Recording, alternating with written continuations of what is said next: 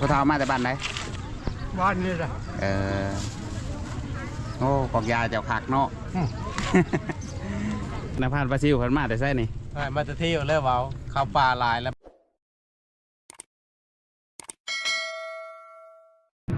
ทักทายสบายดีและสวัสดี FC ทุกท่านที่ติดตามนะครับส้มวันนี้เอามาตลาดนะมาตลาดเสาหน้ากุจานมาตลาดเสาเมืองอัศพรมาครับสมุกกับแม่แตงโมตลาดเสากับเขาเก็บเบิดละ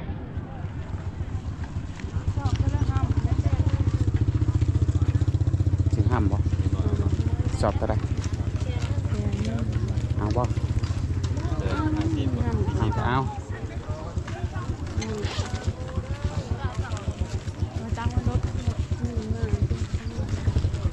สอบหนึ่งตั้งไว้นี่ก่อนก็ได้60 บ่ยังนี่เมารถบ่เมารถจักรหลาดเข้ากับจักเลิกเบิดแล้วนะเพราะว่ามันสวายแล้วครับมาแต่บ้าน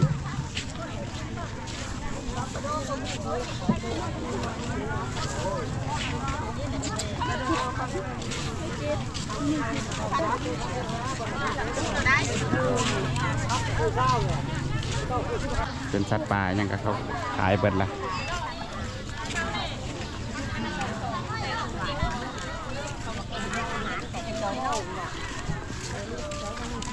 เฮ้ยถั่วว่ามาตำ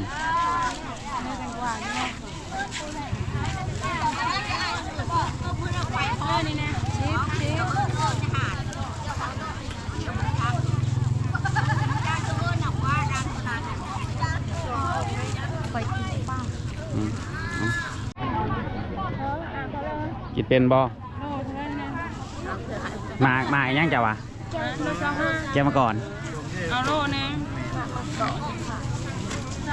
สีแดงบอกข้างในคอยปลูกคือดิติดอีเต้นอยู่นี่นะนี่ในอีเต้นโต25,000มันจะตกนาน2 โลไปนะอันนี้เมารถว่าทันดีว่าเมารถนะ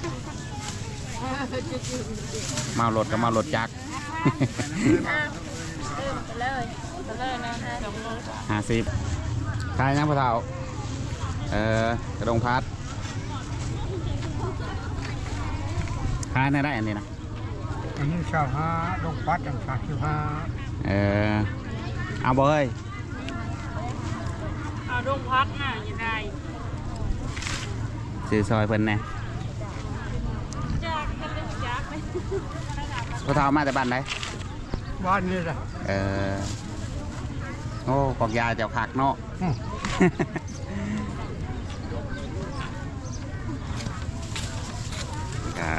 ก็ได้ถั่วกับแตงแล้วก็แกงมังกรเตื้อละเตื้อเด้อถั่วเด้อเอากระดงพัดบ่เฮ้ย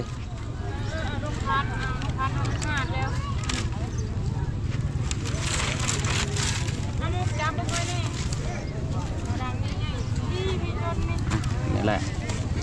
ตอนแรกก็35บ่ผมมีพอดีซะ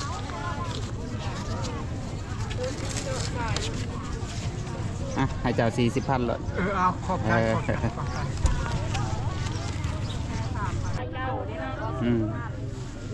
สีดำกับแป้งขาวกับสี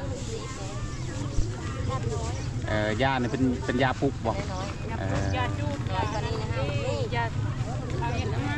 นะกองนี่จะหายากเลยได้เดือนนี้บ่อยากเห็นแหละเอา65,000 65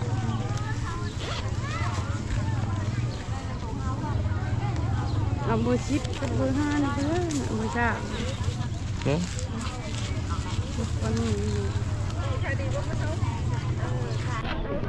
อันนี้5,000อันมะนาวเด้มะนาวก็เอาอันนึงเอาอันนี้อีกโรงเรียนเอาอันเดียวกับพอเนาะ15บ่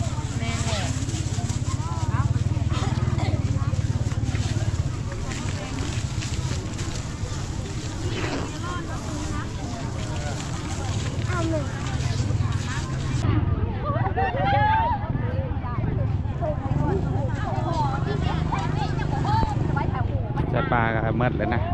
ยังเรือทอนูอยู่นี่มีนูเอาน้ำ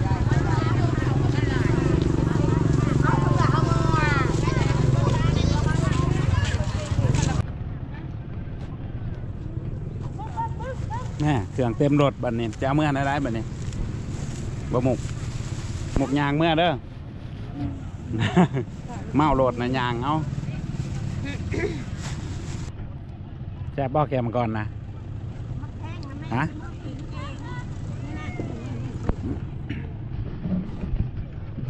คือวันนี้มารอตลาดกับบ่มีหยังเลยนะว่า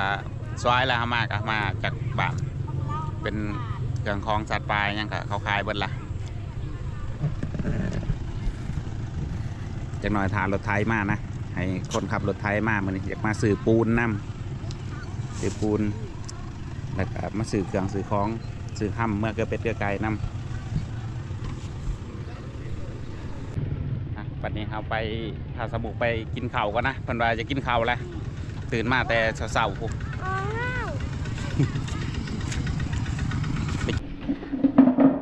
พาสมุกมากินข้าวกินยังกินเฟอร์บ่เป็นมากินเฟอร์โมก็เอาเฟอร์สองข่อยเอาข้าวเปียกนะหัน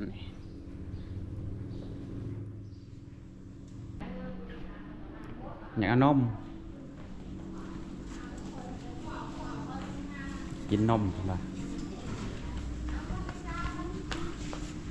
นี่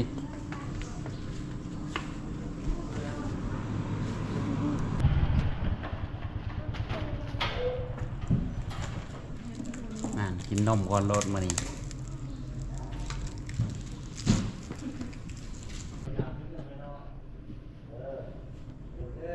กระเปียกบ่ยังเปิดสมุกก่อนบ่ไว้บ่คือกินทั้งเฟอทั้งนมนะ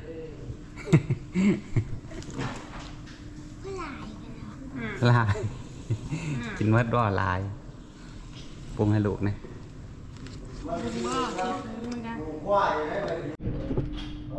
เขียวหวานมียำยำ แซ่บบ่งั้นกินทาสีนะก็อิ่มนะ ขึ้นเลย แซ่บบ่หมกพริกข้าวเปียกอันนี้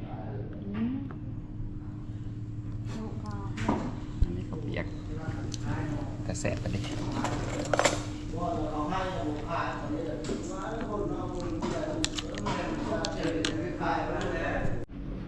นี่อิ่มแล้วเด้กินกับบ่หมดบัดนี้มันอยู่มาให้พอ ได้แนวจะกินโพดเอาไปนั่งสามีนะ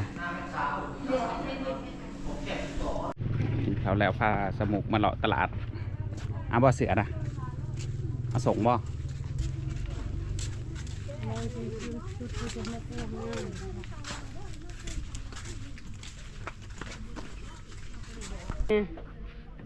เอาบ่อยากได้ชุดอันนี้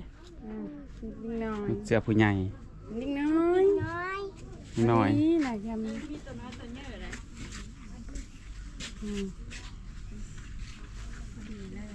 พอดีบ่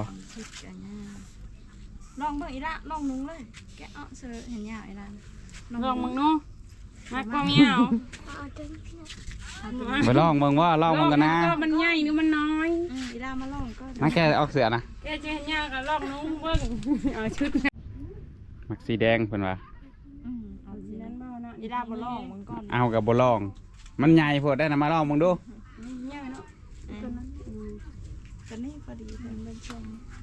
จุดเท่าไรนี่ตัวนี้นะ150,000ตัวนี้เนาะไว้รถอันหนึ่งนะใส่สูตรแล้วเอาเกิบน้ำอีกบ่ไปในกระปัวกัดตัวนี้ไปปลานี่ยังยุ่งสีแดงเทินอัน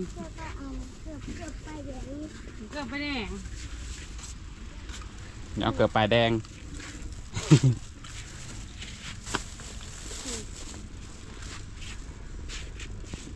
พอดีป่ะครูเท่าไรแบบนี้นะพอดีอันนี้50 มันหน่อยพอบ่ พอดีกูมี สมุกได้2อย่างล่ะ พยาง พะย่าง พามึงน้องเป็นไง ไปซื้ออันกินบัดนี้ บอ อันนี้ก็ได้พะย่างได้อีกแล้วนะรถไทยเข้ากับมาแล้วมาลัดเอาไป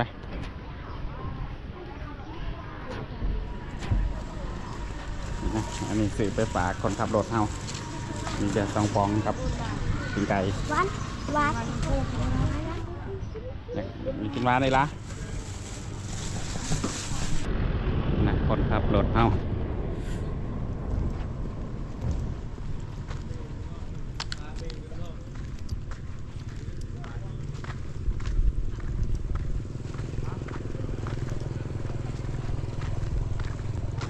โอ้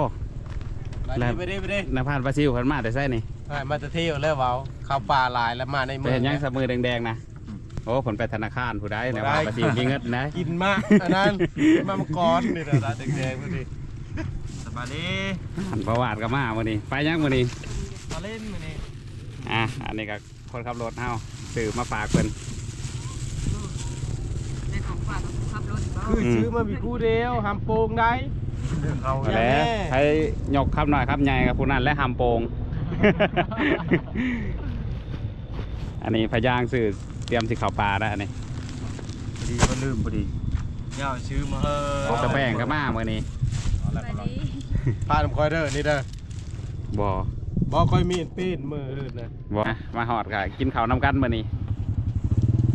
มาพอกันอยู่เมือง ตัวหน้าเชื่อกินแช่ปะ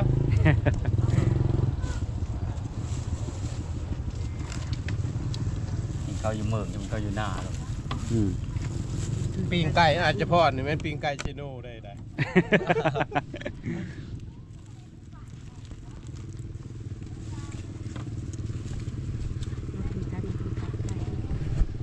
เอ็นโนด เยอะรับก้อยก้อยกูนะ โอ้มุกเมาตลาด พ่อนี่ก็เป็นอาน้ำป้านดินบ่ครับเราได้ชุดงามแล้วเรามีเยอะ โอนมาเป็นเทพก็จะโอน เมาตลาดเลยมื่อนี้สมุกเพิ่น ชุดเพน ต้นการดิ้ง นะเข้ามามื่อนี้ก็มาซื้อกับดักหนูนำมื่อนี้ว่ามืออื่นเฮาสิขึ้นปลาซื้ออยู่มาน้ำเดียวผัดจากเมื่อก่อนเนาะ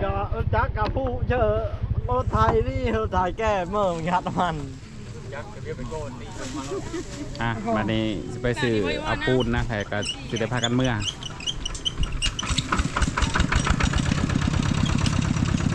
นี่ก็สิเมื่อแล้วบ่ เมื่อไรเป็นคนเด้อ โอ้ยกินแล้วกับป้าอยู่รถพร้อมมันนี่ปุ๊บ ไปแล้ว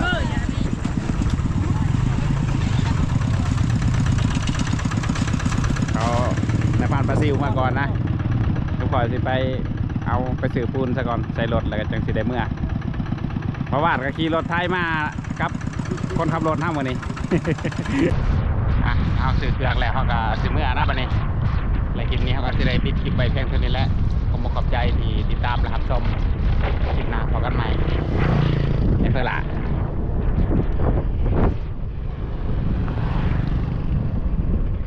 อันนี้เธอได้ยังแน่มานี่ฮะ เบเกอร์ ได้เกือบเข้าได้เสื้อสินงามพร้อม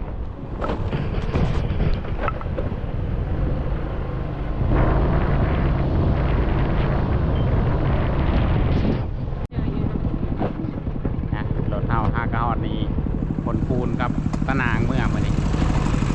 เมื่อก่อนเด้อ